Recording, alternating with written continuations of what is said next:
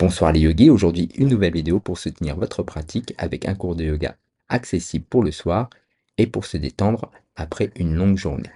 Si vous souhaitez avancer pas à pas dans votre pratique, vous pouvez mettre la vidéo sur pause ou utiliser le repérage chronologique en description.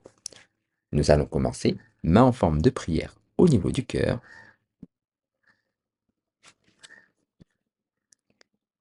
et on chante le Om.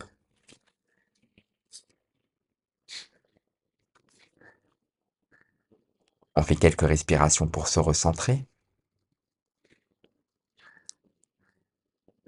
On observe l'abdomen qui se gonfle et qui se dégonfle. Puis on commence par une première posture, Gomukhasana. On tend les jambes devant soi, on plie la jambe droite, on met le pied droit à l'extérieur du genou gauche. On essaie de plier la jambe gauche si possible. On rapproche le talon gauche le plus possible du fessier. On vient dans l'assise, les deux doigts du fessier dans le sol. Pour faciliter la posture, on éloigne le pied du fessier droit.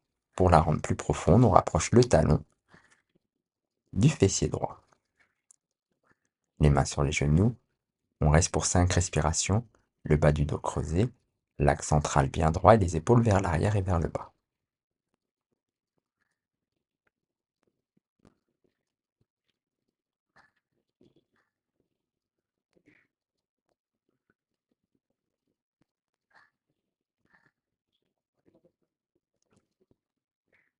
Puis on change de côté. Donc on tend les deux jambes, on plie la jambe gauche, le pied gauche à l'extérieur du genou droit, on plie la jambe droite, le talon droit, si possible, à côté du fessier gauche, et on choisit la flexion que l'on veut en rapprochant le talon gauche du fessier droit ou en éloignant le pied gauche. Les mains sur les genoux, on reste pour 5 respirations. Toujours pareil, le bas du dos légèrement creusé, l'axe central bien droit, les épaules vers l'arrière et vers le bas.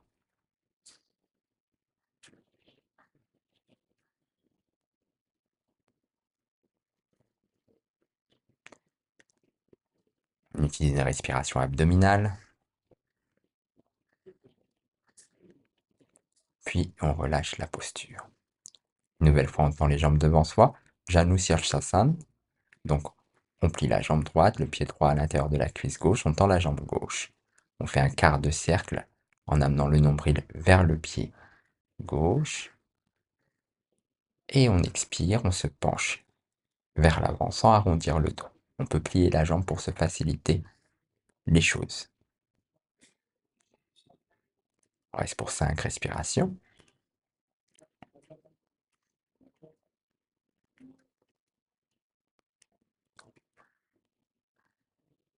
On inspire, on se redresse. Expire. Dans la posture, inspire, on se redresse complètement.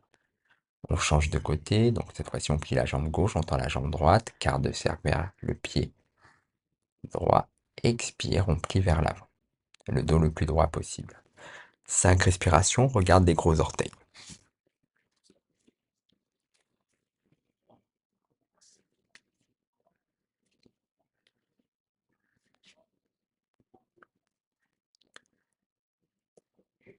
Une fois qu'on a fait nos 5 respirations, on se redresse tranquillement. On continue, toujours les jambes tendues devant soi. Je change de côté pour qu'on voit mieux. On plie la jambe droite, Marshasana, le C. On lève le bras gauche et soit on met la main gauche pour tourner, soit on met le coude, l'arrière du bras ou l'arrière de l'épaule, la main droite derrière, on regarde par-dessus l'épaule pour une torsion. Pied flex à l'avant pour rester actif et concentré. On regarde par-dessus son épaule droite et on reste pour 5 respirations.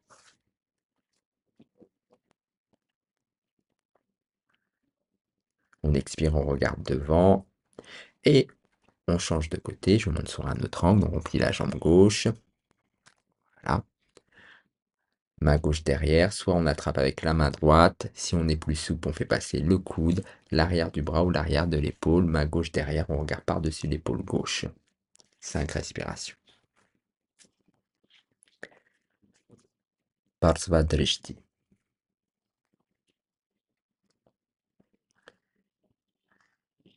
Le pied droit reste bien flex et actif.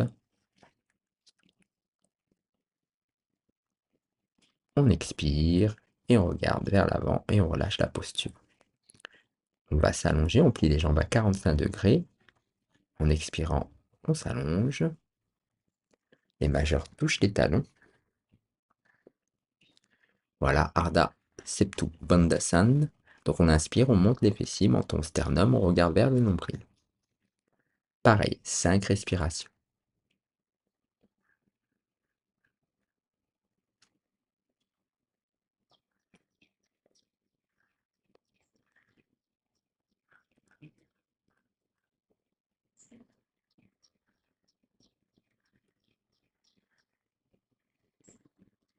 Et on expire, on relâche, on referme avec Apasan. Donc on plie les genoux, on entrelace les bras, les genoux serrés, on lève la tête et c'est les genoux qui vont vers la tête pour refermer le bas du dos. 5 respirations sur Apasan.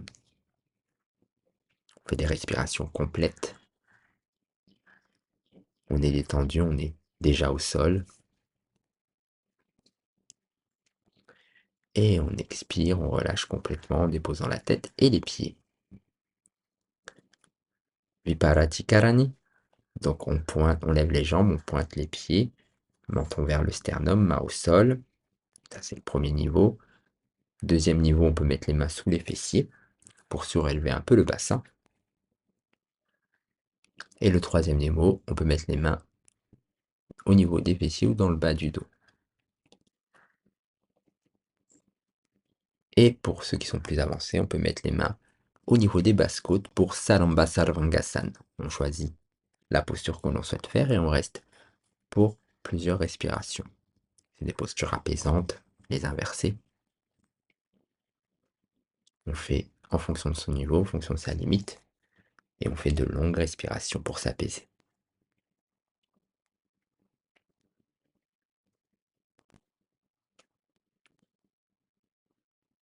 Toujours les pieds pointés, le regard sur le bout du nez.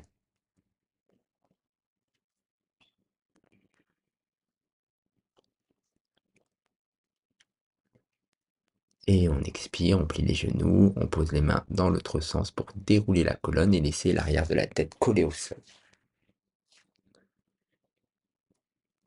On pointe les pieds serrés, on pointe les pieds. Matsyasana, on vient sur les coudes, on laisse tomber la tête en arrière, on dépose l'arrière de la tête ou pas, on n'est pas obligé.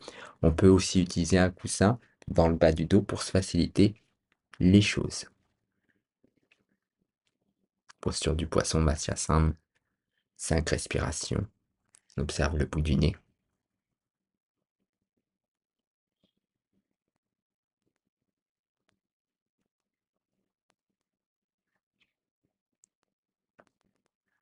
Notre posture après Viparatikarani ou Salamba Sarvangasana.